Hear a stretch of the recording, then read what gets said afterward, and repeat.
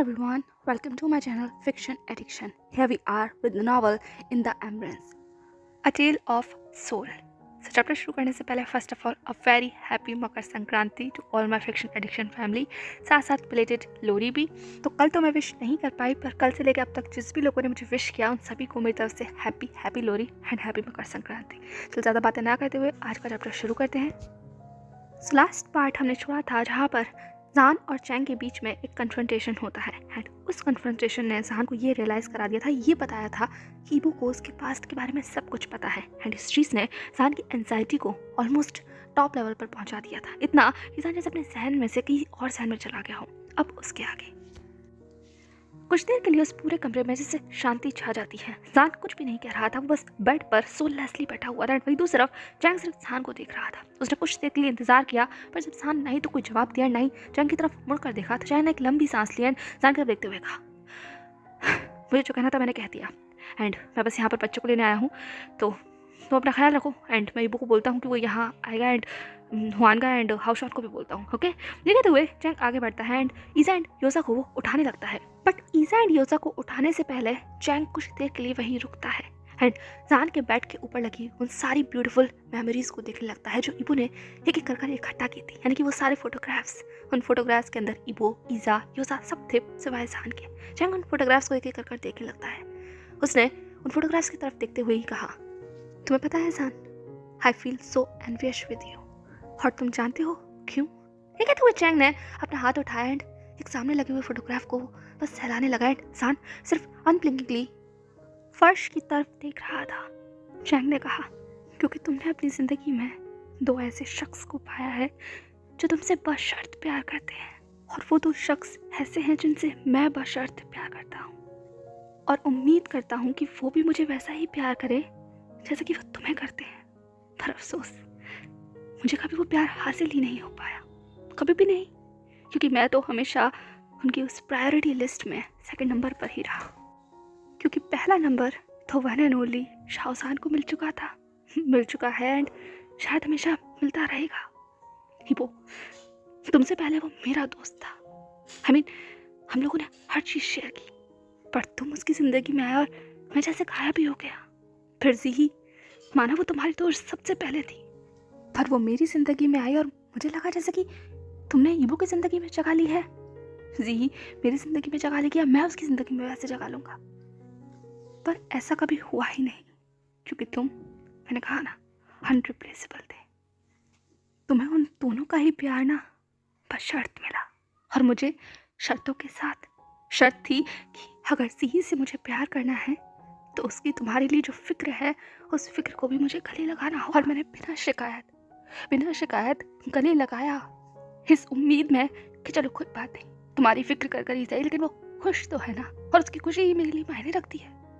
पर जब ये फिक्र आंसू बन जाए तब, जब ये फिक्र दर्द बन जाए तब, और जब उस दर्द को मैं हर रोज देखूं तब, बिल्कुल वैसे ही जैसे कि ईबो, उसे अपनी जिंदगी में रखने के लिए फिर मुझे शर्त चुकानी पड़ी। और शर्त थी कि अगर मुझे अपने दोस्त को अपनी जिंदगी में रखना है ना, तो तुम्हारे दिए आंसू मुझे उसकी आंखों से पोंछने होंगे, ताकि वो बाहर की दुनिया को साफ देख सके। तुम उसे छोड़कर चले जाओगे तो मुझे उसे संभालने के लिए खड़ा रहना होगा।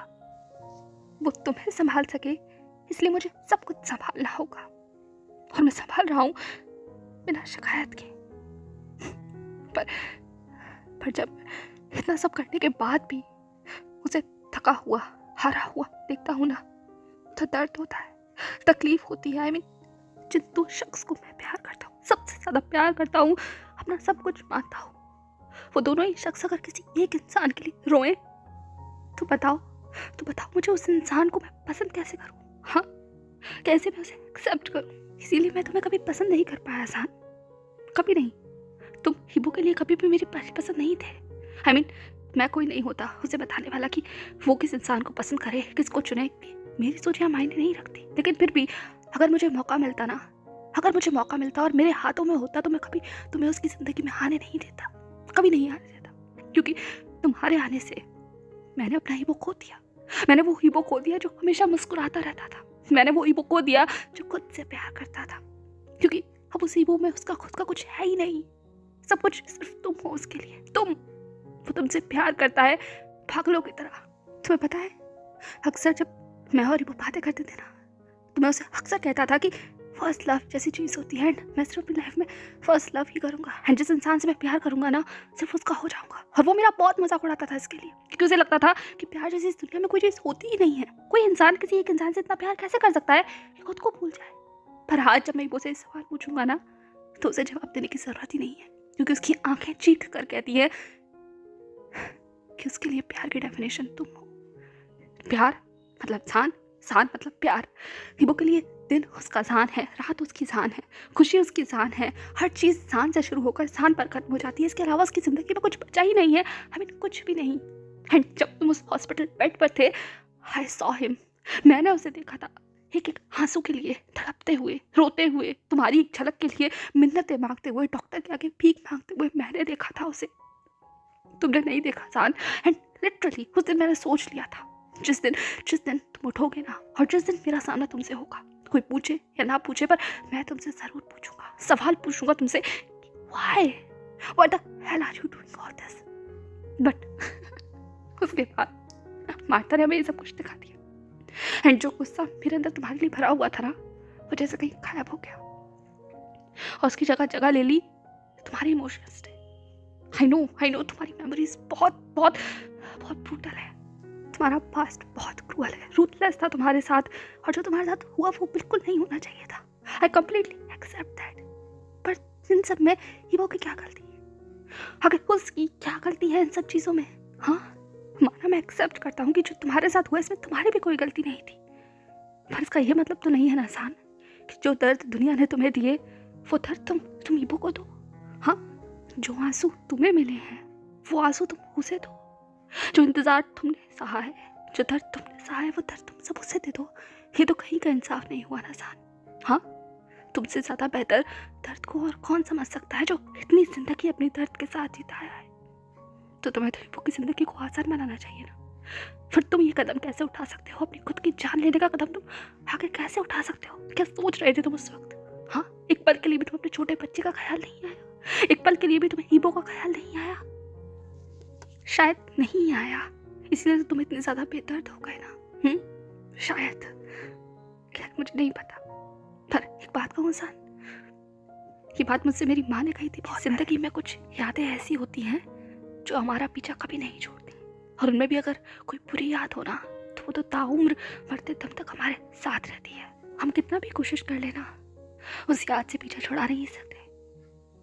पर एक वक्त ऐसा आता है कि उस याद की जगह प्यार ले लेता है, एक ऐसा इंसान ले लेता है जिसके होने से उस याद के होने का कोई असर नहीं होता। और जब तुम्हें ऐसा इंसान मिल जाए ना, कि जो तुम्हें उस याद को बुलाने में हेल्प कर सके, जो तुम हो वैसा एक्सेप्ट कर सके, तो इस पल समझ जाना कि तुम्हारी किस्मत ने तुम्हें एक बार फिर से मौका दिया है नई यादें बनाने का। बस उस शख्स का हाथ थामना और नई यादें बनाना। जो दर्द तुमने सहा है वो दर्द किसी और के हिस्से में ना आए, इसकी पूरी पूरी कोशिश करना, और जितना हो सके खुश रहने की कोशिश करना, क्योंकि तुम्हारी खुशी बहुत सारे लोगों के लिए मायने रखती है, खासकर उसके लिए जो तुमसे प्यार करता है, बेशर्त, बेपरवाह और बेहद। और मुझे तुम्हें ये बताने की जरूरत नहीं है जान कि तुम्हारी जिंदगी में वो शख्स कौन है, पर हाँ, ये बताने की जरूरत है कि अब वक्त है रुकने का, थमने का, उसका हाथ पकड़कर उसके साथ चलने का, क्योंकि कहा ना, किस्मत बार बार मौका नहीं देती। तो इससे पहले कि जिंदगी में काश और शायद रह जाए, जो है उसे गले लगा लो। Please, I request you, I beg you, उन दोनों के बिहाफ पर जिनसे मैं बहुत प्यार करता हूँ, क्योंकि मैं भी अब थक गया हूँ उन लोगों के आंसू पोंछते पोंछते साथ। तो मौका दो कि अब वो मुस्कुरा सके, और उनकी मुस्कुराहट देखकर मैं मुस्कुरा सकूं। I beg you, and sorry, but not sorry for being rude and being straight with you, because I know you are a strong man. You are so strong man, जान। बस अकेले रहते रहते थोड़ा सा कंफ्यूज हो गए हो, और ज़्यादा कंफ्यूज ना हो जाओ, इसीलिए मैंने तुमसे ये सारी बातें कही। खैर, चलता हूँ मैं, पर जो मैंने कहा है उसके बारे में एक बार सोचना ज़रूर। ये कहते हुए फाइनली चैंग ने ईज़ा एंड ह्योसा को बहुत संभाल कर अपनी गोद में उठा लिया था, एंड जान अभी भी वहाँ ऐसा ही बैठा हुआ था, बिना कुछ कहे, बिना चैंग की तरफ देखे हुए, सिर्फ नजरें झुकाकर, शांत, बिल्कुल शांत। चैंग एक बार जान को देखता है एंड एक लंबी सांस लेकर फाइनली उस रूम से बाहर निकल जाता है, दरवाजे को बंद करता हुआ। एंड जान सिर्फ अपनी चुप्पी में और चैंग के सारे शब्दों के बीच में ऐसे ही बैठा रह जाता है। चैंग को पता है उसने जो कुछ भी कहा इसके बाद लोग उसे सेल्फिश कहेंगे, जो कुछ भी कहा उसके बाद लोग उसे हार्टलेस कहेंगे, क्योंकि एक इंसान जो अभी अभी कोमा से बाहर आया है, एक इंसान जिसके साथ इतनी बड़ी ट्रेजेडी हुई है, एक इंसान जिसके दर्द का कोई अंत नहीं है, पर इन सब में उन लोगों का क्या जिनका सब में कोई कसूर नहीं है। और चैंग नहीं चाहता कि एक बार फिर से कोई ऐसी गलती हो और एक बार फिर से वो उन दोनों को इस तरीके से टूटते बिखरते हुए देखे। इसीलिए आज उसे मौका मिला है तो उसने जान से कन्फ्रंट किया। हाँ, जान को बुरा लगा होगा, हाँ, चैंग के शब्द जान के लिए बहुत बहुत ज़्यादा तीखे और कड़वे रहे होंगे, पर उसने जो किया उसके लिए चैंग को कोई रिग्रेट नहीं है, बिल्कुल नहीं है। ये अपने ख्यालों में सोचता हुआ चैंग फाइनली दोनों बच्चों को लेकर नीचे आ गया था। एंड उसकी ऐसी हार्ट को सुनते हुए हाउशॉन एंड हुआन जो आपस में बात कर रहे थे, उनकी निगाहें भी ऊपर घूम गई। वो लोग अभी नींद से जाग गए थे एंड डिस्कस कर रहे थे आगे कैसे प्रोसीजर को फॉलो करना है। जान की रिपोर्ट भी आ गई थी जो ऑलमोस्ट गुड थी, बेटर थी, इनफैक्ट काफ़ी अच्छी थी। हाशुआन ने तुरंत चैंग की तरफ अपने कदमों को बढ़ाया एंड उसके हाथों में से ईजा को लेते हुए कहा, तुम बच्चों को नीचे क्यों लिया है? ये कहते हुए उसने ईजा को वहीं काउच पर सुला दिया था आराम से। चैंग ने यूजा को भी ईजा के बगल में सुलाते हुए कहा, मुझसे इबो ने कहा था इन बच्चों को यहाँ लेके आने के लिए, इन्हें डिनर करना है। एंड कहाँ है बाय द वे वो? ये कहते हुए चैंग इधर उधर देखने लगा, पर हॉल में इबो कहीं नजर नहीं आ रहा था। हुआन ने उनके पास आते हुए कहा, इबो बाहर बात कर रहा है, अभी भी मैंने उसे देखा, बाहर बैकयार्ड में है। चैंग ने कहा, हो शायद लूसी होगी। हुआन ने कहा, हाँ may be. By the way जान अभी भी सो रहा है क्या? वो उसका चेकअप करने के बारे में सोच रहे थे, पर उसे डिस्टर्ब नहीं करना चाहते। चैंग ने कहा, नहीं नहीं, वो जाग गया है, आप जाओ जाकर उससे मिल सकते हो, रूम में बैठा हुआ है। जैसे ही चैंग ने कहा, हाउशॉन लिटरली चिल्लाते हुए कहा, क्या सच में? चैंग ने कहा, बच्चे सो रहे हैं। हाउशॉन ने कहा, शिट, आई मीन तुम इतनी बात को धीमे से कैसे बता सकते हो? उस इंसान से मिलने के लिए थर्ड में जा रहा हूँ और तुम, हाँ खैर ये कहते हुए हाउशॉन बस अपने आप में बड़बड़ाता हुआ भाग गया था। एंड हुआन ने चैंग की तरफ देखते हुए कहा, आई एम सॉरी उसके बिहेवियर के लिए, पर वो इंसान के लिए कुछ साथ ही ओवरली एक्साइटेड है। बाय द वे तुम्हें सब कुछ पहले बता देना चाहिए था, तुम भी ना। ये कहते हुए हाउशॉन अपना स्टेथोस्कोप लेकर ऊपर की तरफ भाग जाता है। चैंग ने लिटरली उन दोनों को डंफाउंडेड होकर देखते हुए कहा, सीरियसली क्या इसमें भी मेरी गलती है? इन दोनों ने मुझे बोलने का मौका ही कहाँ दिया? हाँ, ये कहते हुए चैंग उस दिशा में देखने लगा। वहीं दूसरी तरफ हुआन एंड हाउशॉन फाइनली इंसान की तरफ आ गए थे। उन्होंने दरवाजे को धीमे से खोलते हुए कहा, आई होप हमने हमारे प्रिंस को डिस्टर्ब नहीं किया। जैसे ही हाउशॉन की आवाज़ कमरे में दाखिल होती है, सानी का अपने सेंसेस से बाहर निकल आता है। वो फ्लिंच कर उठता है। उसने तुरंत झटके से अपने आंसू को पोंछा एंड हाउशॉन एंड हुआन की तरफ देखकर वो खड़ा हो गया। हाउशॉन एंड हुआन उसके पास आ गए थे। हाउशॉन ने बस जान को हक कर लिया। उसने जान के कान में धीमे से मम्बल करते हुए कहा, आई miss you man, I miss you so very much. कैसे हो तुम? ये कहते हुए वो बस जान को जैसे फील कर रहा था। एंड जान बस पैरालाइज हो गया था। उसकी पूरी बॉडी बहुत ठंडी थी, लेकिन फिर भी वो अपने हाथों को आगे बढ़ाता है एंड हाउशॉन को बस हक कर लेता है। कुछ देर के लिए वो लोग ऐसे ही रहते हैं एंड हुआन भी बस वार्म आई से इस पूरे मोमेंट को देख रहा था। कुछ देर के बाद हाउशॉन ने उस हक को ब्रेक करते हुए जान के साथ देखते हुए कहा, तुम जानते हो ना, तुम कभी कभी सच में मेरी जान ले लेते हो। हाँ seriously man, I mean seriously. 6 महीने का इंतजार कम था क्या जो और ज़्यादा इंतजार कराना पड़ा? 6 घंटे से इंतजार कर रहा हूँ मैं तुम्हारा। कैसे हो तुम? ये तो उसने जेंटली जान के शोल्डर पर एक पंच किया। जान ने अपने शोल्डर को पकड़ते हुए कहा, आई एम ओके हाउशॉन, हेड मुझे मारना बंद करो, अभी वीक हूँ। ये कहते हुए वो बेड पर बैठ जाता है।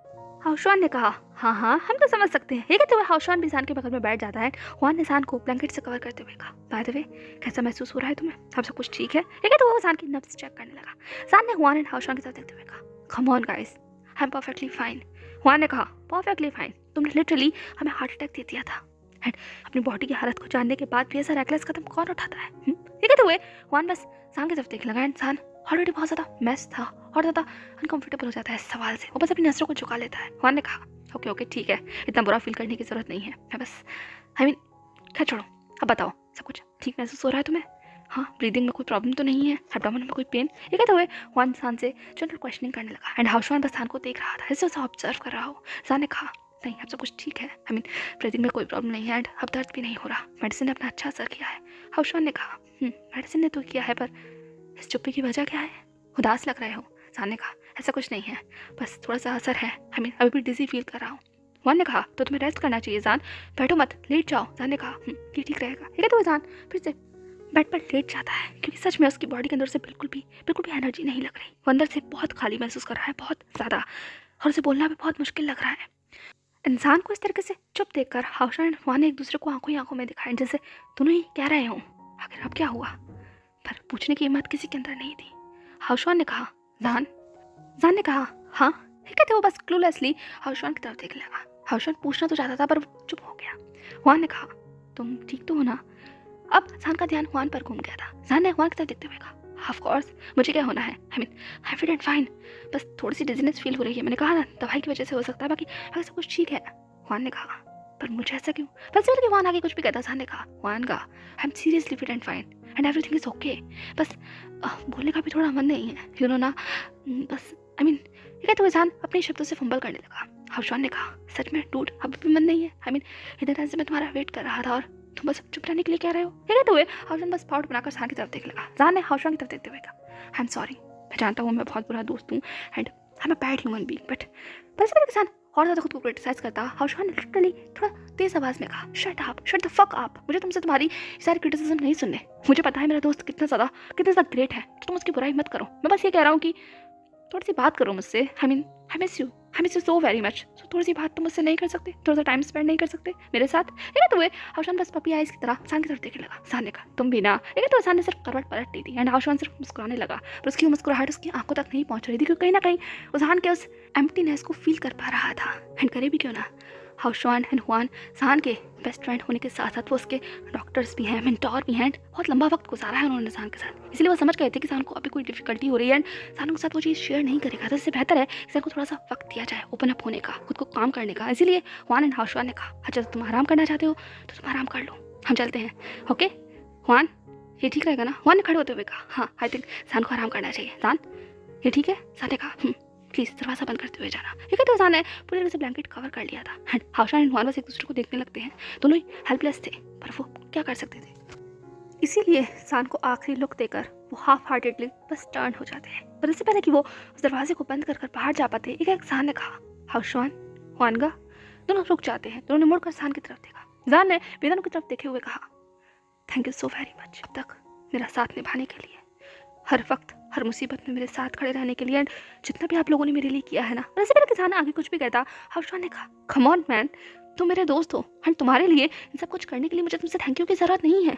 ये मैंने अपने दोस्त के लिए किया है एंड तुम मुझे थैंक यू क्या कर हम दोनों के बीच में डिफरेंस पैदा कर रहे हो। तो डोंट यू डेयर कि एक थैंक यू बोलकर तुम मुझे खुद के लिए स्ट्रेंजर बना दो। नो, बिल्कुल भी नहीं, क्योंकि मुझे पक्का पता है अगर तुम्हारी जगह मैं होता तो तुम भी मेरे लिए यही करते। हुआन ने कहा, हाउशवान ठीक कह रहा है जान, तुम अगर हमारी जगह होते तो तुम बिना एक पल भी सोचे अपने बारे में तुम भी हमारे लिए यही करते। तो प्लीज़ थैंक यू मत कहो एंड आगे भी अगर कभी कोई भी ज़रूरत पड़ेगी ना तो हम दोनों तुम्हारे लिए यहाँ हैं, ओके? हमेशा याद रखना हम लोग तुम्हारे लिए हैं। एक एक साथी हुआन बस हम आइस से जान की तरफ देख रहा था, पर अनफॉर्चुनेटली जान सिर्फ अपने आप को और ज़्यादा उस कंबल में छुपा लेता है। ये शब्द उसके लिए और ज़्यादा भारी हो रहे थे। उसे पता नहीं क्या महसूस हो रहा है, बहुत सारे इमोशंस हैं जिनको ठीक वर्ड में एक्सप्लेन करना भी मुश्किल है। इसलिए जान सिर्फ अपनी आंखों को बंद कर लेता है, उसकी आंखों से एक आंसू लुढ़क जाता है। जान की इस चुप्पी को देखकर हाउशवान एंड हुआन सिर्फ एक साय करते हैं।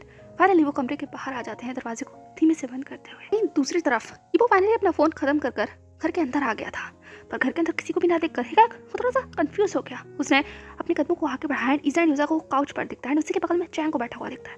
उसने चैंग के पास आते हुए कहा, बाकी सब कहाँ गए? हाउशवान एंड हुआन का।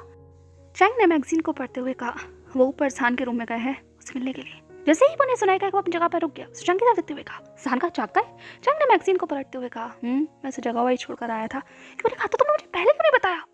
हुए उसे चैंग को एक लुक देता हुआ बिना चैंग की बातें सुने हुए ऊपर की तरफ भाग जाता है। चैंग ने फ्रस्ट्रेशन में उस मैगजीन को बंद करते हुए कहा, सब लोग मुझसे यही क्यों कह रहे हैं कि मैंने उन्हें नहीं बताया? क्या मुझे किसी को मिलने से पहले सबसे पहले ये कहना चाहिए कि जान चाक क्या है? क्या मैं जान का पर्सनल असिस्टेंट बन गया हूँ या फिर उसका पर्सनल मैसेंजर? हद है, मतलब हद है। तो वो चैंग सिर्फ फ्रस्ट्रेशन में ऊपर की तरफ ही देख रहा था जहाँ वो भाग कर जा रहा था। तभी वो भागता भागता जैसे ऊपर पहुंचता है, एक हाउशवान एंड हुआन को देखकर वहाँ रुक जाता है। उसने हाउशवान एंड हुआन की तरफ देखते हुए कहा, आप दोनों आ गए? मैं तो जानकर के पास ही जा रहा था। ये कहते हुए वो उन्हें क्रॉस करता है। तभी हाउशवान कहता है, रुक जाओ हिपो। क्या रुक जाता है? उसने हाउशवान की तरफ देखते हुए कहा, क्यों? कहाँ जा गए हैं ना? तो मुझे उन्हें देखना है, मुझे उनसे बात करनी है। हुआन ने कहा, मैंने कहा रुक जाओ हिपो, रुको, वेट। हिपो ने कहा, क्या हुआ? सब कुछ ठीक तो है ना? ये कहते हुए वो टेंशन में दोनों की तरफ देखने लगता है। उन दोनों ने साय करते हुए कहा, हाँ सब कुछ ठीक है, इतना टेंशन लेने की जरूरत नहीं है। एंड जान बस, हिपो ने कहा, हाँ जान का बस मुझे उनसे मिलना है। हिपो का इतना सारा डेस्परेशन देखकर एक हाउशवान एंड हुआन दोनों अपने मन के अंदर बहुत बुरा फील करते हैं। हिपो के लिए पर वो क्या कहें उन्हें समझ नहीं आ रहा था। एंड उनकी चुप्पी को देखकर ईपो थोड़ा सा फ्रस्ट्रेट हो गया। उसने अपनी आवाज़ को तेज करते हुए कहा, वो गॉड डैम इट, कुछ बोलिए भी, सान का कोई प्रॉब्लम है, कुछ हुआ है उन्हें? आप रहने दीजिए, काम करता हूँ, मैं ही देख कर रहता हूँ। ये कहते हुए वो दौड़ कर अपने रूम की तरफ जाने वाला था, तभी हाउशान ईपो को हाथ पकड़ लिया। एंड ईपो को जैसे ही रियलाइज होता है वो क्या फ्लिंच कर उठता है। उसने मोड़ कर देखा तो हाउशान उसे देख रहा था। ईपो ने कहा, प्रॉब्लम क्या है, हुआ क्या है? वान ने कहा, अरे अरे कुछ नहीं हुआ हाउशवान, एक मिनट, ओके काम डाउन। मैं बस ये कह रहा हूँ कि साना भी रेस्ट कर रहा है, उसको दवा दी है तो उसके कुछ साइड इफेक्ट्स हो रहे हैं जिसकी वजह से उसका मूड बहुत ज़्यादा डाउन है। हम लोग उसे भी ऑब्जर्व कर रहे हैं, वो भी बात करने की स्थिति में नहीं है। तो मैं भी तुमसे सिर्फ यही कहूँगा कि उसे हम भी डिस्टर्ब ना करें, यही बेस्ट रहेगा। टीपो ने कहा, पर वान ने कहा, वो समझने की कोशिश करो, मैंने कहा था ना तुम्हें कि दवाई कुछ साइड इफेक्ट्स दिखाएंगी अपना। एंड उसमें से एक ये है, साना भी थोड़ा सा मॉरली डाउन महसूस कर रहा है, तो अभी हमें उसे थोड़ी देर अकेले रह देना चाहिए। उसका स्पेस, उसका टाइम, यही इंपॉर्टेंट है। अभी तुम उससे ज़्यादा अगर परेशान करोगे तो हो सकता है चीज़ें और ज़्यादा मैसी हो जाए। ईपो ने कहा, पर अभी आप ही ने तो कहा था ना वान का कि हमें सॉफ्टली प्रेशराइज करना है। ठीक है, तो वो वान की तरफ एक्सपेक्टेड ऐसे देख लगा। वान ने कहा, हाँ मैंने कहा था, पर ये टेक्निक जब इस्तेमाल करेगी जब सान खुद से थोड़ा सा बात करना शुरू करे, आई मीन ओपन अप होना शुरू करे, ना कि सान को हम फोर्स करें, क्योंकि इससे चीज़ें और ज़्यादा गड़बड़ हो सकती हैं। आई मीन पॉजिटिव की जगह नेगेटिव रिजल्ट मिल सकता है, इंसान खुद को कंप्लीटली शट कर लेगा। तो अभी हमें थोड़ा सा स्पेस देना है, सान थोड़ा सा खुल सके, दैन उसके बाद हम उससे डिस्कस करेंगे, बात करेंगे। पर उसके लिए थोड़ा सा पेशेंस रखना होगा। ओके, क्या तुम कर सकते हो? ईपो ने कहा, पर मुझे एक बार सान को देखने तो दीजिए ना। वान ने कहा, हाँ देख लो, एक काम करो, यहाँ से बस यहीं से खड़ा होकर देख लो, पर अंदर मत जाना। उसके बाद तुम एक अच्छा सा डिनर सान के लिए तैयार करो, उसके बाद तुम सान के पास जाना, तो कैसा रहेगा? लेकिन तो हुआन सिर्फ ईपो को एक्सपेक्टेड लुक दे रहा था। एंड ईपो सिर्फ हाफ हार्टेडली हुआन को नोट करता है, एंड देन वो अपने रूम की तरफ बढ़ जाता है। हाउशवान एंड हुआन वहीं खड़े होकर ईपो को देख रहे थे। हाउशवान ने कहा, मुझे इसके लिए सच में बहुत पिटी फील होती है, बहुत ज़्यादा। हुआन ने कहा, हम कल भी कह सकते हैं, सिर्फ स्पेस दे सकते हैं। आई होप सब कुछ ठीक हो जाए, आई जस्ट होप। मुझे नहीं पता उसके दिमाग में क्या चल रहा है, पर रिजल्ट कुछ ठीक नहीं लग रहा। हुआन ने कहा, बहुत डाउन लग रहा था, उसकी आंखों में जैसे कुछ कहना चाहता है, पर हुआन ने कहा, आई डोंट नो। ये कहते हुए वो ईपो को देखने लगते हैं, पर देखते देखते ईपो कब दरवाजा खोलकर अंदर जाना शुरू कर देता है। इस बारे में उन दोनों को रियलाइज नहीं होता। हाउशवान ने कहा, अरे शिट, मैंने इससे मना किया था अंदर ना जाए। हुआन का रोकिए इसे। ये तो हाउशवान आगे बढ़ने लगता है, पर हुआन ने कहा, हाउशवान का हाथ पकड़ लेता है। हाउशवान ने कहा, क्या? हुआन ने कहा, अगर वो अंदर जाना चाहता है इतने पर भी तो हम कुछ नहीं कर सकते हुआन। मैंने कहा ना, वक्त पर छोड़ देना ज़्यादा बेहतर है, या फिर मैं ये कहूँ इन दोनों पर छोड़ देना ज़्यादा बेहतर है। जाने तो अगर वो जाना चाहता है तो। हाउशवान ने कहा, पर वो अगर उसे डिस्टर्ब करेगा? हुआन ने कहा, मैंने कहा ना, उसे जाने दो अगर जाना चाहता है तो। हम यहाँ खड़े होकर देखते हैं कि अंदर एग्जैक्टली क्या चल रहा है। क्या सान ईपो को उसी तरीके से ट्रीट कर जैसे उसने अभी हमें ट्रीट किया? ठीक है, तो हुआन हाउशवान को देखने लगा। हाउशवान ने कहा, हुआन का आप भी ना, हाँ आप मुझे सिर्फ कंफ्यूज करते हैं। ठीक है, तो वे हाउशवान एंड हुआन गेट की तरफ बढ़ गए थे, वहीं से खड़े होकर ईपो को देखने लगते हैं। वहीं दूसरी तरफ ईपो हॉले से इस कमरे के अंदर दाखिल होता है, पर गेट की आवाज़ सुनते के साथ ही सान ने अपनी खुली हुई आंखों को बस बंद कर लिया एंड उस कमल को कस कर पकड़ लिया। इसे कहीं ना कहीं किसी के आने का एहसास हो गया था एंड सान अभी किसी से भी मिलना नहीं चाहता, किसी से भी बात करना नहीं चाहता। उसे थोड़ा सा वक्त चाहिए ताकि वो सब कुछ अच्छे से सोच सके, अपने दिमाग को थोड़ा सा काम डाउन कर सके। इसीलिए सान बेटर है कि शांत रहे एंड चुपचाप अपनी आंखों को बंद कर लिया। उसने यही किया। वहीं दूसरी तरफ ईपो धीमे धीमे कदमों के साथ आगे की तरफ बढ़ रहा था एंड वो सान को सिर्फ बेड पर लेटा हुआ देख रहा था। एंड ये देखकर ईपो को पता नहीं क्यों मिक्स सी फीलिंग हो रही थी। वो फाइनली सान के बेड के पास पहुंचता है एंड सान के साइड में जगह करके बस बैठ जाता है। सान को ब्लैंकेट को देखता है एंड उसे थोड़ा सा नीचे कर देता है जिससे सान का फेस उसे साफ साफ दिख सके। ईपो ने अपनी फिंगर टिप्स को सान के फेस के ऊपर हल्का सा फहराया एंड उसके टच से सान का एक शिवर कर उठता है। उसकी पकड़ और ज़्यादा मजबूत हो जाती है उस ब्लैंकेट के अंदर। वहीं दूसरी तरफ ईपो ने सिर्फ चुपचाप सान के फेस की तरफ देखा, बिना कुछ कहे। कुछ देर के लिए वो ऐसे ही सान के चेहरे को देखता है, सान पेशेंटली वेट करता है। एंड ये चंद सेकंड्स की भी चुप्पी सान को बहुत बहुत ज़्यादा गहरी लग रही थी। उसे चुप रही थी और इससे पहले कि सान की वो एंजाइटी, उसका वो सफोकेशन और ज़्यादा बढ़ जाता, तभी अगले ही सेकंड उसे कुछ वार्म सा, सॉफ्ट सा अपने फॉरहेड पर फील होता है। इंसान को ज़्यादा समय नहीं लगा समझने में कि ईपो हैंड जो सॉफ्ट सा उसे फील हुआ है वो ईपो का किस, जो अभी ईपो ने उसके फॉरहेड पर किया है। एंड अगले ही सेकंड ईपो की वो सॉफ्ट सी वॉइस भी सान के कानों में जाती है। ईपो ने सान के फेस पर हल्के से अपने हाथ को दोबारा फिराते हुए कहा, come back soon, I will wait for you. ये कहते के साथ ही ईपो वन लास्ट टाइम फिर से सान के फॉरहेड पर किस करता है, उसे अच्छे से ब्लैंकेट उड़ाता हुआ वो खड़ा हो जाता है। कुछ पल के लिए उस कमरे में सिर्फ सान को देखता है। अगले ही सेकंड धीमे कदम रखता हुआ वो कमरे के बाहर आ जाता है। उतने ही सॉफ्टली वो दरवाजे को बंद कर देता है। सामने हुआन एंड हाउशवान खड़े हुए, पर कोई भी कुछ नहीं कहता। सिर्फ हुआन जेंटली ईपो के कंधे पर हाथ रखता है। उसके बाद तीनों बस उस कॉरिडोर में चलना शुरू कर देते हैं। पर सीढ़ियों से उतरने से पहले एक ईपो ने कहा, वो जाग रहे थे ना। इस बात को सुनकर हाउशवान एंड हुआन बस रुक जाते हैं। दोनों एक दूसरे की तरफ देखते हैं पर कोई भी जवाब नहीं देता। ईपो ने कहा, उन्हें अब भी लगता है कि वो मुझे बेवकूफ़ बना सकते हैं। पता नहीं मैं उनके लिए कब बड़ा होऊंगा। ठीक है, तो वो वन लास्ट टाइम बस कुछ देर वहाँ रुक कर सीढ़ियों से उतरता हुआ नीचे आ जाता है। चैंग भाई साइड में फ़ोन पर बात कर रहा था एंड ईबो और बाकी सबको उतरता हुआ देखकर चैंग ने फ़ोन पर कहा, माँ उसका ख्याल रखिए, मैं जल्द से जल्द वहाँ पर लौटने की कोशिश करूँगा, बट मेक श्योर वो ठीक रहे। हाँ ओके ठीक है, तो वो फ़ोन रख देता है। वहीं दूसरी तरफ ईबो सीधा काउच पर जाता है, बिना किसी की तरफ देखे हुए, बिना किसी से कुछ भी कहे हुए, बस सिर्फ ईसा के पास जाकर बैठ जाता है एंड जेंटली उसके बालों को सहलाने लगता है। एंड उसके बाद वो धीमे से कहता है, Isa come on baby wake up, हाँ ह्यूजा वेक अप। ये कहते हुए उन दोनों को उठाने लगता है। इतने में चैंग भी हॉल में आ जाता है। उसके फेस को देखकर ही कोई भी कह सकता था कि वो थोड़ा सा टेंस है, पर कमरे में फैली हुई इस शांति को देखते हुए चैंग कुछ भी नहीं कहता। वो बस ईबो को देखने लगता है, पर ईबो का पूरा ध्यान बच्चों को जगाने पर था। तभी हाउशवान ने चैंग की तरफ देखा एंड उसे कुछ क्लिक हुआ। उसने धीमे से कहा, Chang are you all right. हाउशवान की आवाज़ सुनकर चैंग पीछे मुड़कर देखता है एंड उसने ईबो की तरफ देखते हुए कहा, हाँ हाँ हाँ सब कुछ ठीक है। पर ईबो क्या क्या हुआ?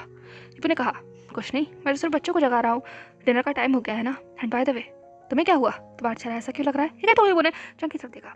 चैंग ने अपने माथे पर से पसीना साफ करते हुए कहा, कुछ नहीं, वो एक्चुअली घर से फ़ोन आया था। एंड जैसे ही चैंग ने कहा, एक वो बस खड़ा हो जाता है। उसने चैंग की तरफ देखते हुए कहा, सब कुछ ठीक तो है? चैंग ने कहा, हाँ सब कुछ ठीक है, बस हंसी ही जा गई है एंड वो सच में मैस क्रिएट कर रही है। उसके प्रेगनेंसी हार्मोन सच में बहुत ज़्यादा डेंजरस है और मैं यहाँ पर निकलने से पहले मैं उसे सोने की दवा देकर आया था और ये चीज़ तो उससे पता चल गई है एंड इसीलिए वो बस बहुत ज़्यादा गुस्से में है और उसे ऐसा लग रहा है कि हम लोग उससे कुछ छिपा रहे हैं। इंसान की तबीयत खराब है, उसे कुछ हो गया है, हम उसे नहीं बता रहे हैं एंड इसीलिए उसने पूरे घर को सर पर उठाकर रखा हुआ है एंड ज़्यादा और प्रॉब्लम क्रिएट ना हो इसलिए मुझे जल्द से जल्द घर पहुंचना होगा। मैंने कॉल किया था। ठीक है, तो चैंग सबकी तरफ देखने लगा। हुआन ने कहा, हाँ तुम ठीक कह रहे हो, सी को इस वक्त इतना स्ट्रेस देना ठीक नहीं है एंड वो अपनी प्रेगनेंसी के लास्ट स्टेज में चल रही है एंड इस टाइम पर जितना हो सके तुम उसके पास रहना चाहिए, उनसे काम रखना चाहिए। यही होगा कि तुम लौट जाओ। वैसे भी मैंने जान को देख लिया है, ही वॉज ओके एंड हाउशवान उसकी रिजल्ट। ठीक है, तो उसने हाउशवान की तरफ देखा। हाउशवान ने साइड में खड़े हुए एक मेडिकल पर्सन की तरफ इशारा किया एंड जान की रिपोर्ट लेकर वो शख्स आ गया था। उसने हाउशवान को रिपोर्ट दिया। हाउशवान ने हुआन को रिपोर्ट देते हुए कहा, मैंने रिपोर्ट पढ़ी है, ज़्यादा कोई दिक्कत नहीं है एंड अभी के लिए कुछ मेडिसिन को प्रिस्क्राइब किया जा सकता है एंड देन उसके बाद हम उसका फॉलोअप करेंगे। हुआन ने उस रिपोर्ट को देखते हुए कहा, तुम ठीक कह रहे हो, थोड़ी वीकनेस है, इनफैक्ट काफ़ी वीकनेस है एंड सही कहा तुमने, कुछ दवा प्रिस्क्राइब की जाती है एंड देन हम फॉलोअप करेंगे। ठीक है, तो उसने रिपोर्ट बंद कर दी थी। ये बस सब बातों को सुन रहा था। उसने हुआन की तरफ देखते हुए कहा, तो आप लोग भी चैंग के साथ वापस जाने वाले हैं? हाउशवान एंड हुआन ने कहा, तुम क्या चाहते हो? ईवो ने कहा, I don't know, may be ठीक है, तो वो थोड़ा स्ट्रगल करने लगा। फिर उसने हुआन की तरफ देखते हुए कहा, आई थिंक आपको जो अच्छा लगे आपको वही करना चाहिए। हुआन ने एक गहरी सांस लेकर कहा, ओके तो ऐसा करते हैं, अभी तुम इंसान को ये मेडिसिन दो, ऐसा तो से और कोई प्रॉब्लम नहीं है अभी तो अभी के लिए मेडिसिन काम करेंगे एंड उसके बाद हम लोग एक हफ्ते बाद फॉलोअप के लिए आएंगे। तब तक मैं भी इंसान बोलने के लिए कुछ तैयार हो एंड उसके बाद हम लोग उससे बात कर पाएँ, यही बेटर रहेगा। अभी पुश करने से ज़्यादा कोई फ़ायदा नहीं होगा, इंसान को प्रेशराइज करने से भी नहीं। वैसे भी हम लोग भी हॉस्पिटल से बहुत शॉर्ट नोटिस पर यहाँ पर आए हैं, तो हम लोग अभी लौट जाते हैं। नेक्स्ट विजिट इंसान का चेकअप हम लोग नेक्स्ट सेशन में करेंगे एंड वो बहुत जल्द होगा। आई थिंक नेक्स्ट वीक तक ठीक रहेगा। Ibo this is all right? Ibo ने कहा, जैसा आपको ठीक लगे। वन ने कहा, okay but don't forget that we are on the next call. ठीक है, तो उसने ईबो की तरफ देखा। ईबो ने सिर्फ नोट कर दिया। चैंग ने कहा, ओके तो मैं पायलट से बात करता हूँ एंड हम अभी के अभी लौटते हैं। ईबो ने कहा, अभी के अभी? एटलीस्ट डिनर तो कर जाओ, मैं बस अभी कुछ देर में बना देता हूँ। हाँ बस अभी जाने की जरूरत नहीं है। ये कहते हुए ईबो बस किचन की तरफ दौड़ने वाला। अभी चैंग ने ईबो को पकड़ते हुए कहा, रुक जाओ। ईबो ने कहा, चैंग डिनर तो। चैंग ने कहा, मैंने कहा रुक जाओ, कोई ज़रूरत नहीं है डिनर की। आई मीन मौसम देख रहे हो ना, ख़राब हो रहा है एंड अगर और ज़्यादा ख़राब हो गया प्लेन टेक ऑफ नहीं कर पाएगा एंड मैं एक और रात यहाँ पर रुककर ज़ी की कंडीशन के साथ रिस्क नहीं ले सकता। आई होप तुम समझ रहे होंगे। ईबो ने सिर्फ चैंग की तरफ देखा। वो हेल्पलेस था एंड कहीं ना कहीं चैंग भी। दोनों ने कुछ देर के लिए एक दूसरे की तरफ देखा एंड ईबो ने सिर्फ नोट करते हुए कहा, आई थिंक तुम ठीक कह रहे हो, इस वक्त ही प्रायोरिटी है एंड तो तुम्हें वहाँ जाना चाहिए। चैंग तुम्हें वहाँ जाना चाहिए। ये कहते हुए उसने अपना सर झुका लिया था। चैंग ने कहा, हे मैं तुम्हारे लिए हूँ यहाँ। ईबो ने कहा, मैं जानता हूँ। ये कहते हुए वो भी चैंग की तरफ नहीं देख रहा था। चैंग ने कहा, ईबो लुक एट माय आईज। ईबो ने कहा, आई नो। चैंग ने कहा, ईबो ने चैंग की आंखों में देखते हुए कहा, व्हाट? चैंग ने कहा, मैं तुम्हारे लिए हूँ, कोई भी प्रॉब्लम हो just call me, okay. And Chang का इतना कहना था कि अगले सेकंड ईबो बस खींच कर चैंग को गले लगा लेता है। उसने बस धीमे से कहा, thank you so very much Chang, thank you so very much, हमेशा मेरे लिए रहने के लिए। तुम्हें नहीं पता कि तुम मेरे लिए क्या हो। चैंग ने कहा, हाँ हाँ नंबर सेकंड। इबो ने कहा तुम भी ना। ये कहते हुए उसने बस चैंग को और ज़्यादा कस लिया था एंड चैंग ने भी बस इबो को गले लगा लिया। हनोस्तर को इस तरीके से गले लगाते हुए देखकर हाशा एंड हुआन सिर्फ हंस रहे थे। मगर 4 घंटे के बाद जैसा इबो ने सोचा था मौसम तो उससे भी ज़्यादा खराब हो गया था। बहुत जोर से बारिश हो रही थी, शायद कल रात से भी ज़्यादा तेज। इसीलिए इबो पूरे घर के सिर्फ सारे पर्दों को बंद कर रहा था एंड वो अभी भी चैंग से फ़ोन पर बात कर रहा था। आगे सब कुछ ठीक रहेगा? चैंग ने कहा हाँ हाँ, यहाँ का मौसम वहाँ के मौसम से ज़्यादा बेहतर है। यहाँ इतनी तेज़ बारिश नहीं हो रही है, ना मौसम ख़राब है, हम लोग निकल जाएंगे, डोंट वरी। इबो ने कहा यहाँ तो बहुत तेज़ तूफान आया हुआ है, अच्छा रहा कि तुम जल्द से जल्द यहाँ से निकल गए, वरना अगर तुम ज़रा भी देर लगाते तो यहाँ बस तुम अटक जाते। हाँ ठीक रहा ये कहते हुए फाइनली इबो ने आखिरी दरवाज़ा बंद कर दिया था। चैंग ने कहा अपना ख्याल रखना। और बच्चे? इबो ने कहा बच्चे सानगा के पास हैं। चैंग ने कहा क्या वो जाग गया? इबो ने कहा नहीं, वो अभी भी सो ही रहे हैं। एंड उनको इस तरह से सोता हुआ देखकर बच्चे भी फाइनली उनके बगल में सो गए हैं। खैर हमारी छोड़ो, मैं सब कुछ यहाँ पर मैनेज कर लूँगा, तुम अपना ख्याल रखना एंड जैसे ही तुम वहाँ लैंड हो मुझे कॉल करना, ओके? चैंग ने सिर्फ एक गहरी सांस लेकर कहा। इसके बाद इबो ने कहा बाय। चैंग ने कहा सी यू। लेकिन तक साथ ही दोनों ने फ़ोन काट दिया था एंड इबो पूरे घर की तरफ देखने लगता है जो शांत था, बहुत शांत। सिर्फ बाहर बिजली की कड़कने की आवाज़ सुनाई दे रही थी। इबो ने एक गहरी आह भरते हुए कहा ये मौसम और मेरी ज़िंदगी कब इन काले बादलों से आज़ाद होगी? For God's sake, I don't know. I really don't know. ये कहते हुए वो फ्रस्ट्रेट होता हुआ फाइनली सीढ़ियों पर चढ़ जाता है। घर ऑलमोस्ट मंद लाइट में डूब चुका था एंड जैसे ही वो आगे बढ़ रहा था लाइट धीमी और धीमी होती जा रही थी एंड वो अपने आप को बस अंदर से सोलह सा महसूस कर रहा था। वो रूम के अंदर आता है तो रूम में भी धीमी लाइट जली हुई थी। उसने बेड की तरफ देखा तो 3 शख्स बेड पर कर्ल होकर सो रहे थे, जान, ईजा एंड यूजा जान के बगल में। ये सीन देखकर वो सिर्फ एक टायर्ड सी मुस्कुराहट देता है एंड अगले ही सेकंड वो इस रूम की खिड़की की तरफ बढ़ जाता है। खिड़की को अच्छे से लॉक करने के बाद वो बेड की तरफ बढ़ता है। सबको अच्छे से ब्लैंकेट से कवर करने के साथ वो जान को कुछ पल के लिए देखता है। उसके बाद जान के ब्लैंकेट को भी वो अच्छे से ऊपर तक कर देता है। इस बीच में अभी भी उसकी निगाहें जान की आंखों पर ही थी जो बंद थी और इस चीज़ ने कहीं ना कहीं इबो का दिल बहुत ज़्यादा खट्टा कर दिया था।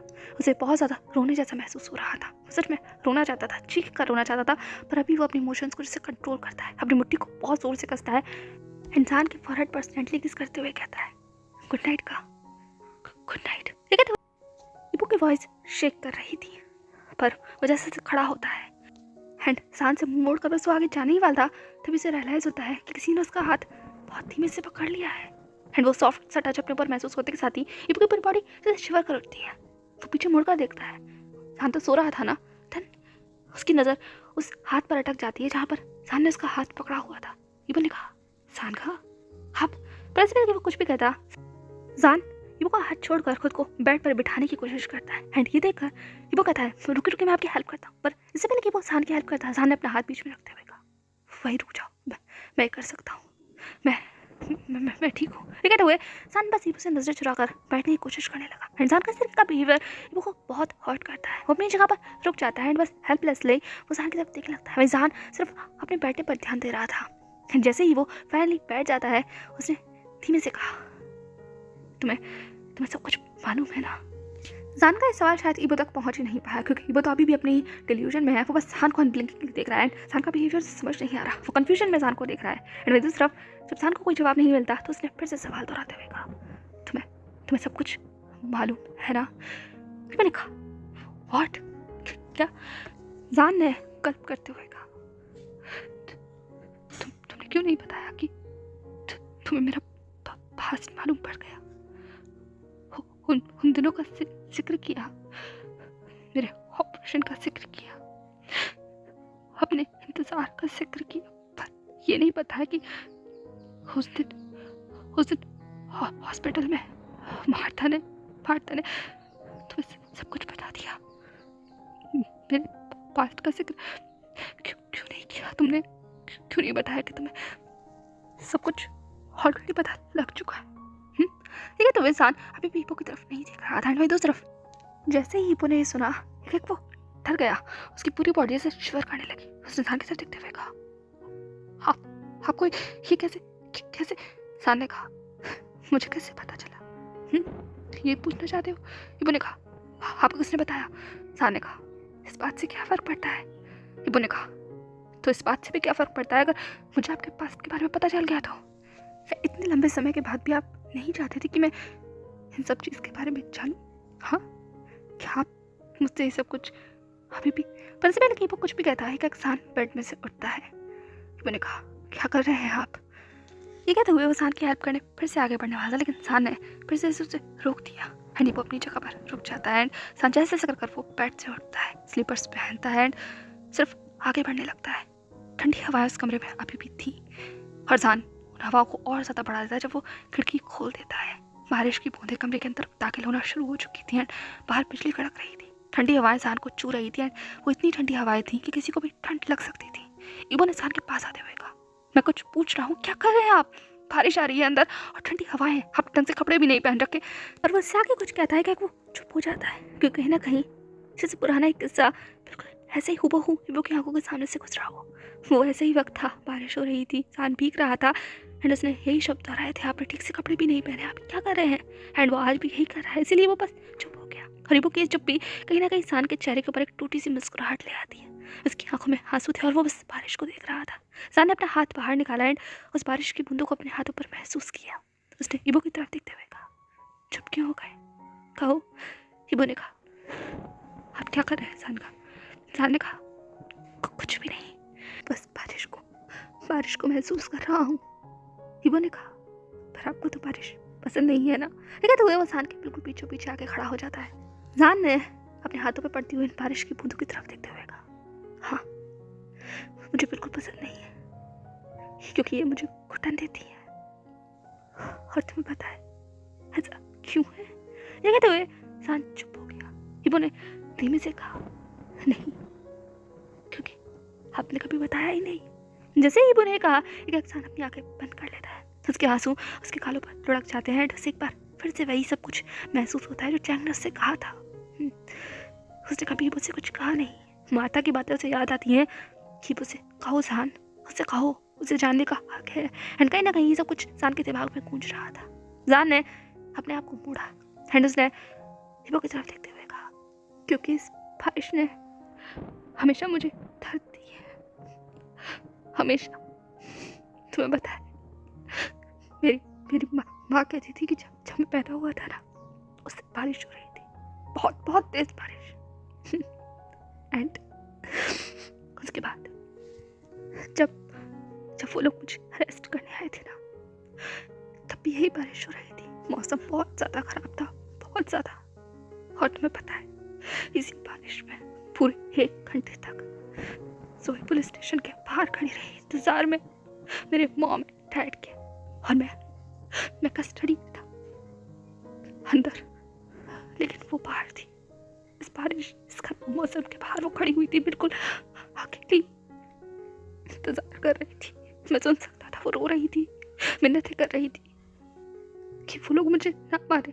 जब तक मॉम एंड डैड नहीं आते तब तक वो मुझसे कुछ ना कहे, पर वो सब लोग हार्टलेस थे। वो सब लोग सिर्फ कहते सान रुक ऐड इबो की मुट्ठियाँ पिच जाती हैं। उसकी आंखों से आंसू निकल रहे थे। ये उसे नहीं पता क्योंकि ये रिकॉर्डिंग में नहीं था, पर अब जब सान ही सब कुछ कह रहा है, इबो का दिल अंदर तक कांप रहा है, पर वो कुछ भी कहने की हिम्मत नहीं कर पा रहा। वो बस चुपचाप सान की तरफ देख रहा है। सान ने कहा, फिर लगभग 1 घंटे के बाद मॉम एंड डैड आए। वो दोनों भी भीगे हुए थे, बारिश में कांप रहे थे, पर इस बात से कोई फर्क नहीं पड़ता था। वो तीनों बस उस स्टेशन में उस पुलिस इंस्पेक्टर से मिन्नतें करते रहे, मुझे छोड़ने की, मुझसे मिलने की, पर किसी ने भी मुझसे मिलने नहीं दिया। मुझे हर एक की आवाज़ आ रही थी, पर मेरी आवाज़ बाहर नहीं जा सकती थी क्योंकि उन लोगों ने मुझे कहते हुए हाथ चुप हो गया एंड उसकी आंखों से आंसू बह गए थे। वो कांप रहा था, बहुत ज़्यादा कांप रहा था क्योंकि वो मेमोरी बहुत डार्क है, बहुत ज़्यादा। इतना सब कुछ करने के बाद भी उनका मन नहीं भरा था। उन्होंने बस हार्टलेसली मेरे मॉम एंड डैड से कह दिया कि अब जो कुछ होगा सुबह होगा। वो लोग सुबह मुझसे मिल सकते हैं, अभी रात के टाइम पर कुछ भी नहीं हो सकता, तो यहाँ से निकल जाओ। उन्होंने मेरे माँ पापा सोई थी को बस स्टेशन से बाहर निकाल दिया। और जितने चीखने चिल्लाने मिन्नतें करने की आवाज़ को मैं सुन पा रहा था ना, वो धीरे धीरे कर सब शांत हो गए। सब मैं समझ गया था कि अब स्टेशन में कोई नहीं है सिवाय उन सभी लोगों के जो सिर्फ शायद मेरे खून के प्यासे थे। तो पता है, युवानी ने जो दवा मुझे दी थी ना, उसका असर मेरी बॉडी में था। जब मैं स्टेशन में था तो मैं ज़्यादा कुछ समझ तो नहीं पा रहा था, पर वो touch was so disgusting. I don't know. I don't know why they all do this to me, but for some लोग they are trying to force me. They try to assault me, and I'm just broke. I can't do anything. I can't because I'm not in my control. The reality and अपने trauma के बीच में कोई फर्क नहीं कर पा रहा था, तो मैं जितना हो सकता था उन लोगों को खुद से दूर करने की कोशिश कर रहा था। जब तक मैं कर सकता था तब तक मैंने किया। उसके बाद I don't know what happened with me. बाहर सिर्फ उस छोटी सी खिड़की से ये बारिश नजर आ रही थी और उन सब लोगों की वो हंसी। That's all I can remember. ये कहते हुए इंसान completely चौक हो गया था।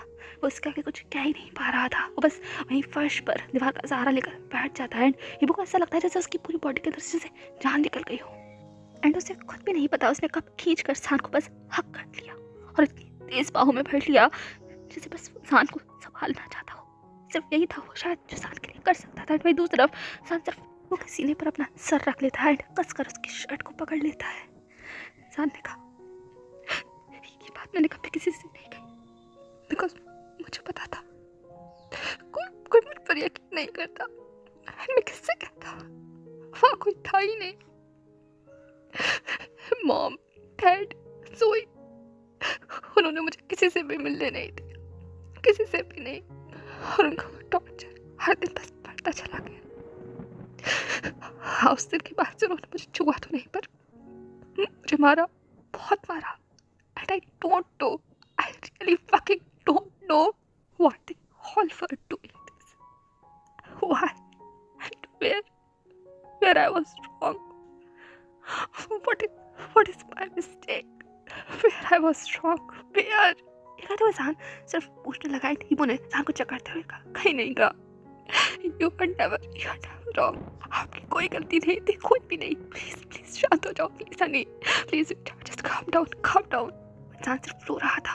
वो हिबो की बाहों के अंदर बस कांप रहा था। हिबो को नहीं समझ आ रहा था उसे क्या कहना चाहिए। वो क्या कहे उसे नहीं पता, क्योंकि उसका हर शब्द इस वक्त खोखला है। वो कुछ नहीं कर सकता क्योंकि सान के शक बहुत गहरे हैं, बहुत ज़्यादा। एंड हिबो बहुत हेल्पलेस है, बहुत ज़्यादा। सान ने कहा, मेरा पास्ट, तुम्हें वो सब कुछ नहीं जानना चाहिए था। वो बहुत बदसूरत है, बहुत ज़्यादा। हिबो ने कहा, नहीं। सान का बहुत खूबसूरत है। सान ने कहा, नहीं, सान के अंदर कुछ भी नहीं है। वो कुछ नहीं है, सिर्फ डार्कनेस, एंड ये तुम्हें कंज्यूम कर लेगी। Please don't. हिबो ने कहा, नो सान का, नो, आप मेरे लिए लाइट हो। You are not darkness, you are my light, my. And अब सान ने कहा, तुम नहीं समझ रहे हो, तुम कुछ नहीं समझ रहे हो। I am filthy, they ruin me. मैं बस इस बात को कुछ देर के लिए भूल गया था। जब भी इंसिडेंट मुझे याद आता था ना, मैं बस खुद को ऐसे बेवकूफ़ बना लेता था कि ये सब सिर्फ मेरा एक बुरा सपना था जो मुझे बस उस रात को महसूस हुआ था। But that was not a fucking dream, that was reality. ये सब कुछ मुझे पता होना चाहिए था, but मैं ये सब कुछ भूल गया बिकॉज आई वाज सेल्फिश। मैं तुमसे प्यार करने लगा। मैंने अपनी सब गंदगी के बीच में तुम्हें घसीट लिया है। मुझे ये सब कुछ नहीं करना चाहिए था, वो नहीं करना चाहिए था। मैं ये सब कुछ नहीं याद करना चाहता था। बट ये इंसिडेंट मुझे सब कुछ याद आ गया। मुझे सब याद आ गया उस स्टेशन में, उस पुलिस स्टेशन में जब जैस ने मुझे छुआ है। जब मैंने जैस को छुआ तो एवरीथिंग क्लियर। पता नहीं क्यों पर इतने सालों के बाद उस मोमेंट पर मुझे सब कुछ याद आ गया। उस मोमेंट पर मुझे लगा इतने सालों से जो मैं खुद को बेवकूफ़ बनाता रहा हूँ ना, ये सोच कर कि वो सपना था, वो सपना नहीं था ही। वो that was the fucking reality, that was the fucking reality of mine. And how dumb I was. जब मैं सोचता रहा ये सब कुछ सिर्फ सपना है, ये सब सिर्फ मेरे नाइटमेयर्स है, ये सब सिर्फ उस स्टेशन की बुरी याद है। मैं कैसे सोच सकता था वो। इतने सालों तक आखिर मैं कैसे खुद को बेवकूफ़ बना सकता था? व्हाई? और अगर बना ही रहा था तो शायद ज़िंदगी में बनाता रहता, बट नहीं, वो सब मुझे याद आ गया। मुझे क्यों याद आ रहा है वो? व्हाई? उसके बाद आई कांट, तुमसे नजर नहीं मिला सकता था। I can't, so I just run. जिस चीज़ में माही को मैंने वही किया तो मैं बस भाग गया। मैं वहाँ से भाग गया क्योंकि अगर एक और सेकंड में वहाँ खड़ा रहता तो आई डोंट नो मैं क्या करता, मुझे नहीं पता। पर तुम्हारी आंखों के अंदर मैंने खुद को देखा एंड देन मेरे माइंड ने मुझसे कहा I am the culprit of you. मैंने तुम्हें रुइन कर दिया, मैंने तुम्हें बर्बाद कर दिया। I am just not for you. I am filthy, I am disgusting. मैं तुम्हारे लिए नहीं हूँ। पर इससे पहले किसान आगे कुछ भी कह पाता, हिबो ने एक फोर्सफुल किसान को किया जैसे वो ज़ान को बस चुप कर सके क्योंकि उसके लिए सुनना बर्दाश्त करना बहुत मुश्किल है। वो नहीं चाहता ज़ान जरा भी एक पल के लिए भी सोचे कि वो ज़ान के लायक नहीं है, वो ज़ान के काबिल नहीं है, क्योंकि वो नहीं चाहता, वो नहीं बर्दाश्त कर सकता कि ज़ान एक पल के लिए भी उनके रिश्ते पर डाउट करे। इसीलिए वो जो कर सकता है वो इस वक्त वही कर रहा था। ज़ान को फील करा रहा था कि how much important he is his life for Ibo, his soul for Ibo, he's everything for him। and ज़ान को ये चीज़ एक्सेप्ट करनी होगी एंड Ibo कुछ भी करे वो ज़ान को एक्सेप्ट करा कर रहेगा। इसीलिए वो बस ज़ान को फोर्सफुल किस कर रहा था, पर ज़ान कोई रिस्पॉन्ड नहीं कर रहा था। वो बस Ibo से पीछे छुड़ाना चाहता था, पर Ibo ज़ान को बहुत कस कर पकड़ रखा था। तो उसने ज़ान के लोअर लिप्स पर बहुत जोर से बैठ गया एंड ज़ान सिर्फ अपना माउथ ओपन कर देता है। उसके बाद Ibo बस ज़ान को डिवोर करना शुरू करता है। तो बहुत ज़्यादा सेंशुअल किस था, ऐसा किस जैसे ज़ान की सोल को टच करना चाहता है उस किस के through.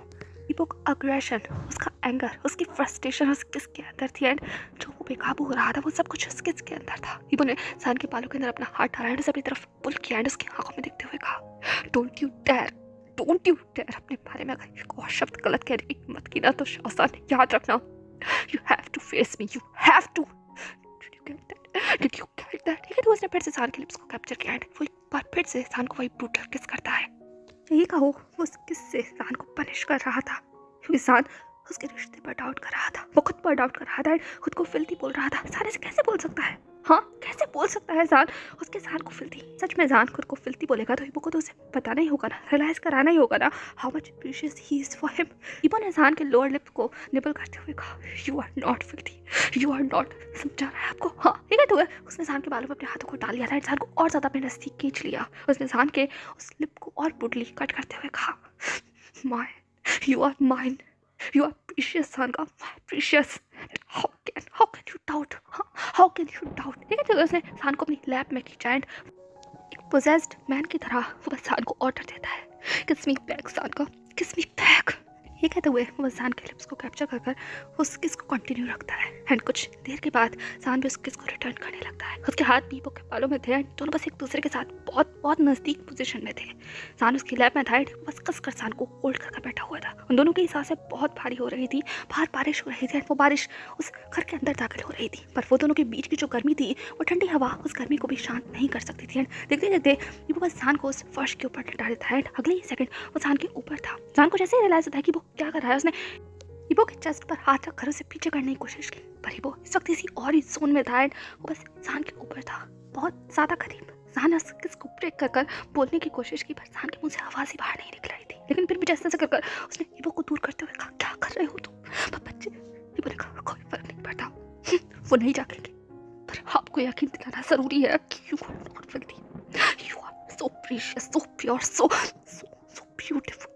You have to know कि आप मेरे लिए क्या हो। आपको पता होना चाहिए ज़ान को आप मेरे लिए क्या हो। ये कहते हुए वो फिर से ज़ान को किस करने लगा, लेकिन इस बार ज़ान के लिप्स को नहीं, उसकी उस डेलिकेट पर्ल नेक को जो उस ब्यूटीफुल मूनलाइट के अंदर बहुत ब्यूटीफुल लग रही थी। एंड ज़ान सिर्फ हेल्पलेसली Ibo को रोकने की, उसे समझाने की कोशिश कर रहा था, पर शायद ये सब कुछ फिजूल था क्योंकि अगले ही सेकंड ज़ान के उन चलते हुए हाथों में Ibo ने अपने हाथों को इंटरवाइन किया एंड ज़ान को बस ऊपर की तरफ पिन कर दिया। उसने ज़ान की तरफ देखते हुए कहा, मैंने कहा ना, डोंट स्टॉप मी ज़ान को, don't stop me, don't stop. हाँ, ये कहते हुए वो बस आगे बढ़ता हुआ ज़ान के फेस के पास आता है, ज़ान के पूरे फेस को अपने पाम में लेते हुए उसकी आंखों में देखते हुए कहता है, can you please not stop me. हो हिकत हुए उजान के पूरे बालों को उसके माथे पर से हटाता है, जेंटली उसके फॉरहेड पर किस करता है, साथ बस अपनी आंखों को बंद कर लेता है। उसके आंसू लुढ़क जाते हैं। अगले ही सेकंड वो अपनी नोज को उजान की नोज के साथ रब करते हुए कहता है, please can you trust me, please please Harry sweetheart, can you just trust me. हिकत हुए उजान से पूछने लगा। जान ने अपनी उन टपटपाई आंखों को खोला। इबो ने उन आंसुओं को लिक करते हुए कहा, can you trust your love, can you trust on me. हाँ हिकत हुए वो बहुत डेस्परेटली जान से पूछना चाहता था। जान ने अपने कांपते हुए हाथों को उठाया एंड इबो की आंखों पर आते हुए बालों को उसके कान के पीछे टक किया एंड देन उसकी आंखों में देखते हुए कहा, तुम क्या करना चाहते हो, what you want to do. Ibo ने कहा, I just want to ask you one last question. जान का नहीं कहते उसने उसी जान के हाथ को पकड़ा एंड सिर्फ उसे किस करते हुए कहा, क्या मुझ पर विश्वास करते हैं। जान ने अपनी आंखों को बंद किया एंड सिर्फ नोट किया। उसने धीमे से कहा, शायद खुद से भी ज्यादा, क्योंकि मुझे खुद पर से पहले जान आगे कुछ भी कहता, इबो ने सिर्फ जान के लिप्स को कैप्चर किया एंड जेंटली उस पर पैक करते हुए कहा, from now onward you don't have to say anything, you only listen. आपको सिर्फ मुझे सुनना है, मुझे महसूस करना है, जो मैं आपको समझाना चाहता हूँ उसे समझना है, इसके अलावा और कुछ भी नहीं। कुछ भी आपको सुनाई नहीं देगा, कुछ भी दिखाई नहीं देगा, कुछ भी महसूस नहीं करेंगे। उसके अलावा जो मैं आपको महसूस कराना चाहता हूँ, सिर्फ आपको मैं दिखना चाहिए, सिर्फ मैं ही आपको सुनाई देना चाहिए, सिर्फ मैं ही आपको महसूस होना चाहिए, इसके अलावा और कुछ भी नहीं। क्या आप मेरे लिए करेंगे? सिर्फ अपना ध्यान सिर्फ मुझ पर, कुछ देख ले सिर्फ मुझ पर करेंगे। दान ने सिर्फ इबो की तरफ देखा एंड उसकी आंखों में देखते हुए कहा, ओके। इबो ने कहा, that's like my boy, that's like my beautiful soul, my beautiful love. ये कहते हुए उस इंसान की नोज पर जेंटली किस किया एंड अगले ही सेकंड वो बस खुद को फ्लिप करता है एंड इससे पहले कि इंसान कुछ भी समझ पाता, वो तुरंत खड़ा होता है एंड उसी विंडो से लगे हुए साइड के एक रोप को खींच देता है। जैसे ही उस रोप को वो खींचता है, एक बहुत बड़ा सा पर्दा उस पूरे बेड को कवर करता हुआ वहाँ पर आ जाता है। इंसान बस शॉकिंगली उस फर्श पर लेटा हुआ इबो की तरफ देखने लगता है। उसे समझ नहीं आ रहा था कि इबो क्या कर रहा है एंड वही दूसरी तरफ इबो बिल्कुल किसी हवा की तरह एक पल में यहाँ था तो एक पल में वहाँ था एंड अगले ही सेकंड इससे पहले कि जान कुछ भी समझ पाता, इबो अपने हाथ में एक वार्म सा ब्लैंकेट लेकर वहाँ पर आता है। जान बस उसे हेल्पलेसली देखता है एंड कुछ पल के लिए वजह से डर जाता है, क्योंकि इबो की आंखों में इस वक्त जान को कुछ अलग ही नजर आ रहा था, कुछ अलग ही। पहले जान इस कुछ अलग को प्रोसेस कर पाता, इबो ने उस वार्म से ब्लैंकेट को वहीं उस विंडो की साइड में बिछा दिया था एंड अगले ही सेकंड जान को अपनी बाहों में भरता है एंड पलक झपकते ही जान उस वार्म ब्लैंकेट के ऊपर था एंड इबो उसके ऊपर था। जान की सांसें अटक गई थी, वो बस इबो को अनब्लिंकिंगली देखने लगा। Hey everyone, that's all for today. देखते हैं नेक्स्ट पार्ट में क्या होने वाला है। And before wrap up today's parts, I just want to ask you, अब आपको क्या लगता है चैंग के कैरेक्टर के बारे में? ये भी मुझे ज़रूर कमेंट सेक्शन में बताइएगा, क्योंकि पिछली बार काफ़ी सारे लोगों के मिले जुले ख्यालात थे चैंग के कैरेक्टर के बारे में। कुछ लोग उसे क्रिटिसाइज़ कर रहे थे एंड कुछ लोग प्रेस। तो अब आपको फाइनली क्या लगता है चैंग के कैरेक्टर के बारे में? So is he really the heartless one और द स्मार्टेस्ट वन? ज़रूर मुझे बताइएगा। बाकी मिलते हैं नेक्स्ट पार्ट में, तब तक के लिए बाय।